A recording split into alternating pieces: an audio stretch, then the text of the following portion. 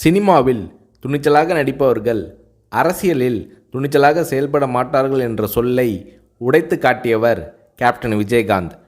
தமிழக அரசியலில் துணிச்சல் மிகுந்த அரசியல் கட்சி தலைவராக கேப்டன் விஜயகாந்த் அவர்கள் உருவெடுத்தார். கடந்த 2011ஆம் ஆண்டு சட்டப்பேரவை தேர்தலில் வெற்றி பெற்று எதிர்க்கட்சி தலைவராக கேப்டன் விஜயகாந்த் அவர்கள் இருந்தார். அப்போது தமிழ்நாட்டின் முதலமைச்சராக ஜெயலலிதா அவர்கள் இருந்தார்.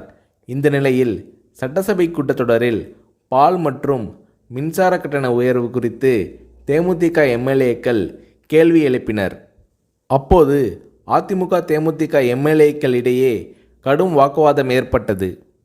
இந்த நேரத்தில் ஆவேசமாக எழுந்த கேப்டன் விஜயகாந்த் அவர்கள், கூட்டணி கட்சி என்றால் ஆளுங்கட்சிக்கு ஆதரவாக இருக்க வேண்டும் என்பது இல்லை, மக்கள் பிரச்சனை தான் எங்களுக்கு முக்கியம், அதை பற்றி தான் பேசுவோம் என்று கர்ஜித்தார் கேப்டன் விஜயகாந்த்.